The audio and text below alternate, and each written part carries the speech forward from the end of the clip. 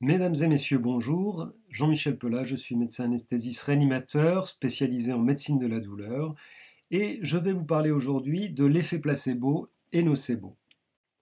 Le sujet du placebo est passionnant parce qu'il se situe aux frontières de deux disciplines, la psychanalyse et les neurosciences, deux disciplines qui n'ont pas, à première vue, véritablement vocation à se côtoyer. Le placebo se situe dans cet entre-deux, puisque d'une part, ces mécanismes sont en partie liés à des phénomènes neurobiologiques tels que l'activation du circuit de la récompense, mais d'autre part, le placebo n'existerait pas s'il n'était pas pris dans la magie de la relation de soins, magie rendue possible par la dimension transférentielle de cette relation. Le contexte thérapeutique, les croyances et la culture du patient, ainsi que ses attentes, interviennent également. Pour ceux qui souhaitent élargir leur connaissance sur le placebo, eh bien, vous pouvez vous reporter à l'ouvrage de Patrick Lemoine, psychiatre lyonnais, qui traite de manière pertinente de cette question. Et pour ceux qui sont intéressés par cet entre-deux qui jouxte la psychanalyse et la médecine, eh bien, je ne peux que vous conseiller l'ouvrage de Gérard Pommier, psychanalyste, ouvrage qui s'intitule Comment les neurosciences démontrent la psychanalyse. Il traite de cette frontière, qui n'en est peut-être pas une d'ailleurs, entre psychanalyse et neurosciences.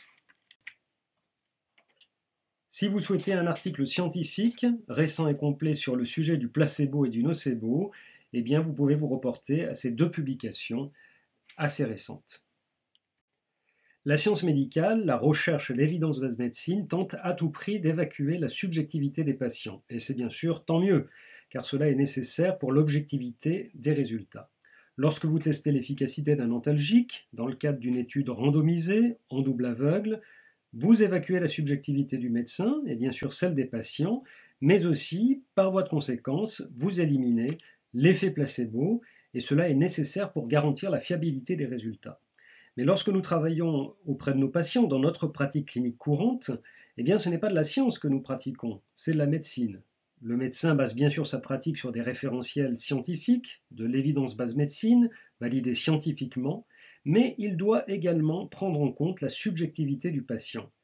Et c'est la prise en compte de cette subjectivité qui donne à la médecine sa dimension artistique. C'est quelque chose qui, reconnaissons-le, est parfois ignoré des tutelles, dont le discours positionne le médecin comme un prestataire de service, alors qu'en réalité il s'agit d'un représentant symbolique, représentant dont nous aurons l'occasion de reparler un peu plus tard.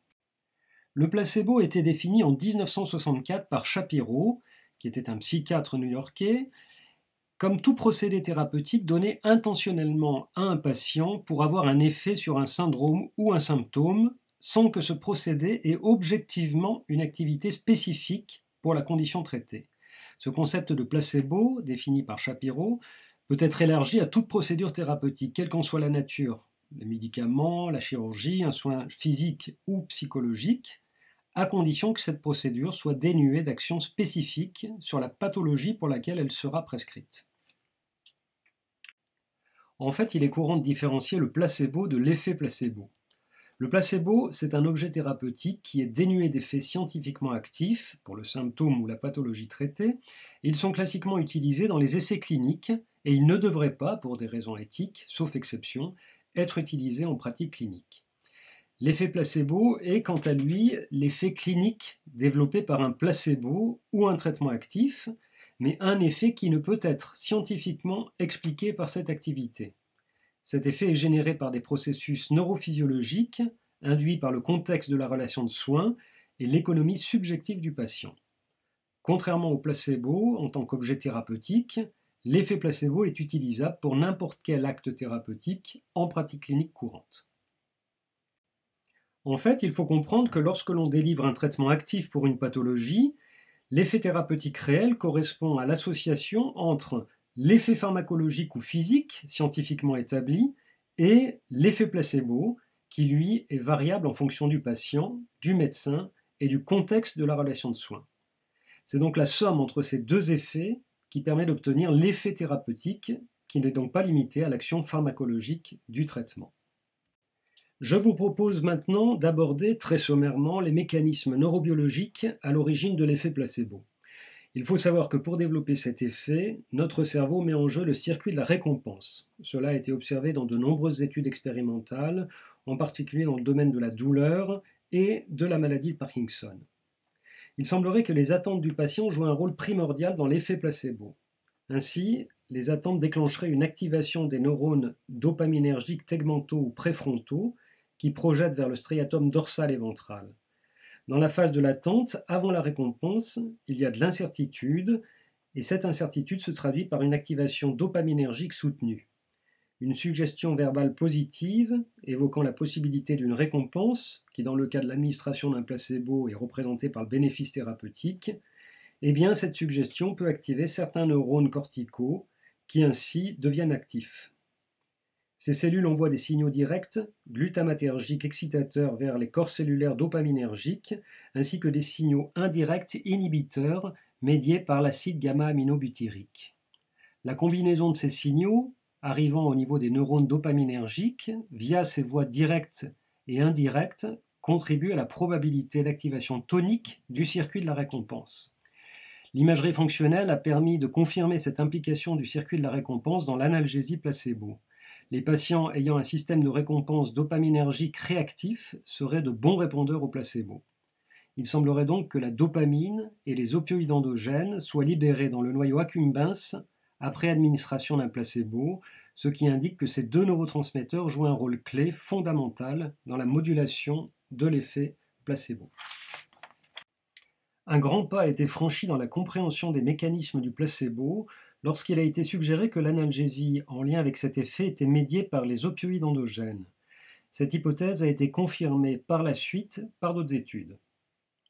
Il est intéressant de noter que les opioïdes endogènes, activés par un dispositif placebo, n'agissent pas seulement sur les mécanismes de la douleur, mais également sur les centres respiratoires, provoquant une dépression respiratoire, effet secondaire typique des morphiniques.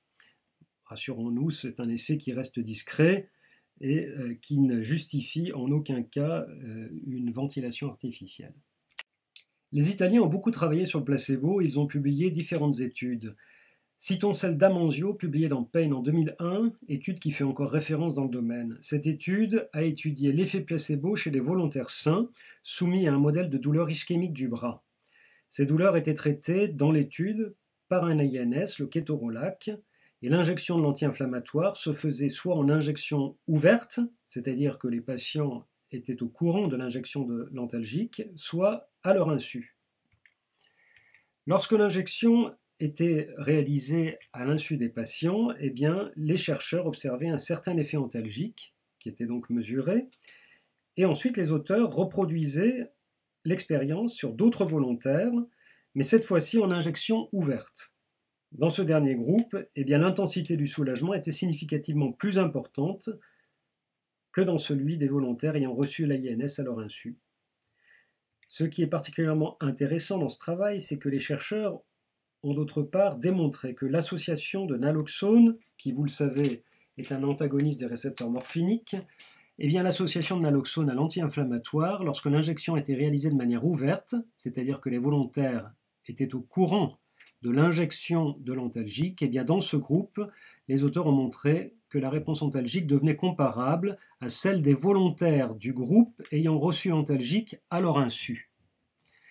L'injection de naloxone permettait ainsi de gommer l'effet bénéfique de l'injection ouverte, c'est-à-dire de gommer l'effet placebo, suggérant un mécanisme opioïdergique à son origine. D'autres travaux passionnants ont étudié l'effet placebo à l'aide de l'imagerie fonctionnelle. Par exemple, dans ce travail, les auteurs ont soumis les volontaires à des stimulations thermiques en faisant varier non pas la température de la sonde, mais l'information délivrée aux cobayes. Ils ont démontré que le fait de suggérer aux volontaires une forte température générait une activation de la matrice douleur, c'est-à-dire des zones cérébrales impliquées dans l'intégration centrale du message douloureux, c'est la partie haute de la diapositive. La matrice douleur, pour information, est composée entre autres du thalamus, du cortex insulaire, du cortex somatosensoriel, du cortex singulaire antérieur et orbitofrontal, de l'amygdale et d'autres régions encore. Et à contrario, lorsque les attentes des volontaires étaient celles de plus faible température, suggérées par les investigateurs, eh bien l'intensité d'activation de la matrice douleur était beaucoup moindre. Une étude très récente, réalisée chez la souris, a cherché à localiser les circuits impliqués dans l'analgésie placebo. Alors je souhaite d'emblée remarquer que ce qui a été étudié dans cette étude concerne le substrat neurologique sous-tendant l'attente d'un soulagement, mais ceci dans le cadre d'un conditionnement expérimental, ce qui est un peu différent de l'effet placebo au sens large, comme celui qui se met en œuvre dans la relation thérapeutique. Ce travail démontre que l'analgésie due à l'attente d'un soulagement de la douleur, attente générée par un conditionnement, est médiée par les neurones du cortex singulaire antérieur rostral, lesquels se projettent vers le noyau pontique. Le noyau pontique est un noyau précérébelleux, sans fonction établie dans la douleur. L'imagerie calcique in vivo de l'activité neuronale et les enregistrements électrophysiologiques ont montré que les attentes d'un soulagement de la douleur stimulaient l'activité des neurones de ce circuit RACCPN reliant le cortex singulaire antérieur rostral au noyau pontique. Des études transcriptomiques des neurones du noyau pontique ont par ailleurs révélé une abondance de récepteurs opioïdes, suggérant un rôle dans la modulation de la douleur de ce noyau. Dans cette étude, l'inhibition de la voie RACCPN a perturbé l'analgésie placebo et diminué les seuils de douleur, tandis que l'activation a provoqué une analgésie, ceci en l'absence de conditionnement placebo. Je souhaiterais maintenant vous dire quelques mots au sujet de l'effet nocebo, qui est l'envers du placebo, et qui, dans le domaine de l'algologie, peut aboutir à une hyperalgésie clinique. Comme nous l'avons vu précédemment, il semblerait que les opioïdes endogènes soient à l'origine d'une partie de l'effet placebo-ontalgique. D'autres découvertes ont permis de mettre en évidence le rôle important de la cholécystokinine dans l'effet nocebo. La cholécystokinine est un peptide anti-opioïde qui antagonise les neuropeptides opioïdes endogènes et elle aurait un rôle inhibiteur dans l'analgésie placebo. Par ailleurs, l'hyperalgésie nocebo peut être bloquée par les antagonistes de la cholécystokinine, une hormone peptidique gastro-intestinale sécrétée par la muqueuse du duodénum. La réponse analgésique placebo résulterait d'un équilibre entre les opioïdes endogènes et la cholécystokinine endogène. Ce rôle pronociceptif de la cholécystokinine est connu depuis la fin du XXe siècle et j'aimerais vous citer cette étude également réalisée par les Italiens. Dans ce travail, des patients devant subir une chirurgie connue pour donner des douleurs post-opératoires modérées étaient inclus dans l'étude. Leur consentement à recevoir une substance augmentant artificiellement le niveau de douleur pour une durée de 30 minutes était recueilli pour l'inclusion. En réalité, aucune substance pronociceptive n'était administrée aux patients durant l'étude. Il s'agissait simplement d'une suggestion négative de la part des auteurs. La substance censée être pronociceptive n'était autre qu'un nocebo, c'est-à-dire du sérum salé, sans aucune vertu pro-algésiante. Le premier groupe ne recevait pas le nocebo, contrairement au deuxième groupe, et ce que les auteurs ont observé, c'est une augmentation significative des douleurs post-opératoires chez les patients ayant reçu le nocebo. D'autre part, ils ont démontré que l'adjonction de 0,5 à 5 mg de proglumide, qui est un antagoniste de la cholécystokinine, entraînait une disparition de cet effet hyperalgésien nocebo lié aux suggestions négatives, et laissant supposer donc le rôle primordial de ce peptide anti-opioïde dans la genèse de l'effet pronociceptif du nocebo. En fait, pour expliquer le nocebo, il faut considérer que les suggestions négatives sont susceptibles d'activer deux axes biochimiques. Le premier est cholécystokininergique, aboutissant à la libération de cholécystokinine, générant un état d'hypersensibilité à la douleur. Le deuxième axe, qui est activé par des suggestions négatives, est hypothalamo-hypophysaire, avec une majoration de la sécrétion d'ACTH et donc de cortisol. Des drogues comme du diazépam, que nous utilisons à visée anxiolytique, permettent de bloquer ces deux axes et donc de prévenir non seulement l'activation de l'axe hypothalamo-hypophysaire, mais également l'axe cholécystokininergique. Le proglimide, quant à lui, n'aurait pas d'action sur l'axe hypothalamo-hypophysaire. Finalement, il faut considérer que les suggestions positives ou négatives ont un impact sur la réponse à nos traitements et sur l'état nociceptif du patient. La suggestion est un signal cognitif qui est envoyé au patient et qui va, selon sa teneur, activer le système placebo par l'intermédiaire des opioïdes endogènes ou, à contrario, le système nocebo sous l'effet du système cholécystokininergique. L'état nociceptif du sujet est donc modifié selon l'équilibre de cette balance. Nous venons d'aborder sommairement les mécanismes neurobiologiques à l'origine de l'antalgie placebo, qui est donc un effet réel, mais comme nous l'avions évoqué en début d'exposé, ces effets ne pourraient être déclenchés sans le contexte de la relation de soins. En effet, l'antalgie placebo est induite par les croyances et les attentes du sujet, lesquelles sont renforcées par la conviction du médecin de prescrire un traitement efficace, et ce processus va cristalliser sous l'effet de ce que l'on appelle le transfert, qui s'instaure dans la relation thérapeutique. Le transfert est un concept émanant des sphères psychanalytiques qui s'applique également, entre autres, au champ médical.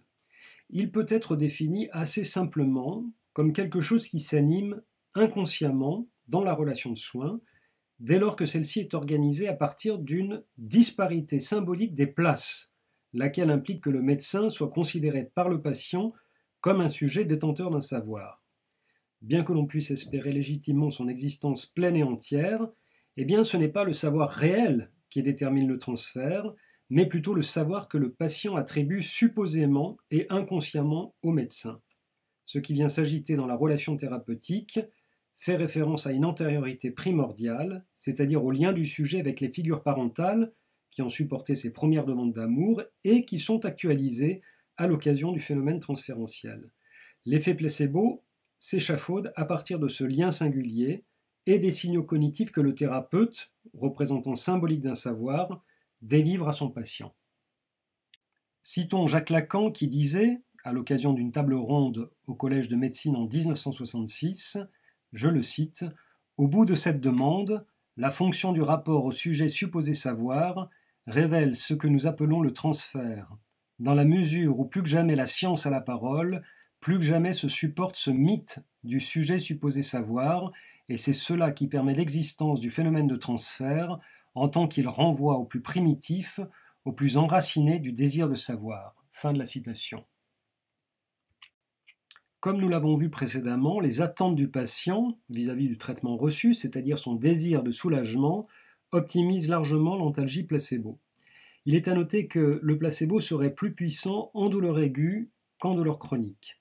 D'autre part, la conviction de recevoir un traitement actif est également un élément primordial et cette conviction varie en fonction de la culture du patient, de ses expériences personnelles, de ce que racontent éventuellement les médias sur le traitement prescrit, etc. D'autre part, l'effet placebo se révélerait plus important si le médicament est administré par voie intraveineuse ou intramusculaire en comparaison de la voie orale, si le traitement est appliqué au niveau de la douleur plutôt qu'à distance, et si le traitement ou le procédé thérapeutique prescrit bénéficie d'une bonne renommée. Les convictions et les attitudes du médecin jouent aussi un rôle important dans l'induction et l'importance de l'effet placebo. Une étude ancienne a démontré à quel point l'effet placebo était proportionnel à la puissance de l'antalgique testé. Pour cela, les auteurs ont comparé la puissance de l'effet placebo selon que le médecin pense tester de la morphine, donc un antalgique puissant, ou de l'aspirine, un antalgique faible. Dans une autre étude, 60 patients présentant des douleurs dentaires post-extraction ont été répartis en deux groupes. Dans le premier, les patients pouvaient recevoir soit un placebo, soit du fentanyl, qui est un morphinique très puissant, et dans le deuxième groupe, les patients étaient susceptibles de recevoir soit un placebo, soit de l'analoxone, qui est un antagoniste des récepteurs morphiniques, comme vous le savez. Les auteurs ont constaté que l'effet placebo se révélait supérieur dans le groupe de patients susceptibles de recevoir du fentanyl, et dans la mesure où le médecin administrant le traitement savait à quel groupe le patient appartenait, sans connaître toutefois la drogue administrée, cette étude suggère combien la connaissance de l'attribution possible d'un traitement pouvant accroître ou diminuer la douleur peut, en modifiant les attentes du médecin, influencer son comportement non verbal et engendrer un effet placebo faible ou important. La capacité du médecin à suggérer au patient un effet puissant et rapide permet d'optimiser l'effet placebo. Une attitude chaleureuse et bienveillante permettrait aussi d'accroître l'antalgie placebo, alors que le statut du médecin, bien qu'il puisse potentialiser cet effet, n'est pas un élément essentiel dans la genèse de cet effet. On peut donc dire ironiquement que le charlatan chaleureux est plus à même de déclencher un effet placebo puissant que le scientifique sceptique. Le lieu du traitement et les attitudes des intervenants dans le milieu où se trouve le patient permettent également de majorer ou de minorer l'effet placebo. Pour un même traitement appliqué, cet effet serait plus puissant chez les patients hospitalisés, probablement parce qu'ils ont le sentiment d'être mieux explorés et de recevoir des thérapies plus puissantes à l'hôpital plutôt qu'en ambulatoire. Il y a également le soutien thérapeutique de la part des soignants, qui probablement intervient dans l'optimisation de l'effet placebo à l'hôpital. Et enfin, le fait que le patient soit éloigné de ses difficultés socio-familiales éventuelles peut moduler positivement l'effet placebo. Le contact avec d'autres patients suivant le même traitement, les convictions du personnel paramédical ou du pharmacien sur le bien fondé et le caractère puissant ou non du traitement prescrit pourront également renforcer, atténuer, voire inverser la confiance du patient en son traitement et donc en modifier la composante placebo. Ma conclusion sera courte et prendra la forme de l'aphorisme suivant: pratiquez avec conviction et bienveillance, et je vous remercie pour votre attention.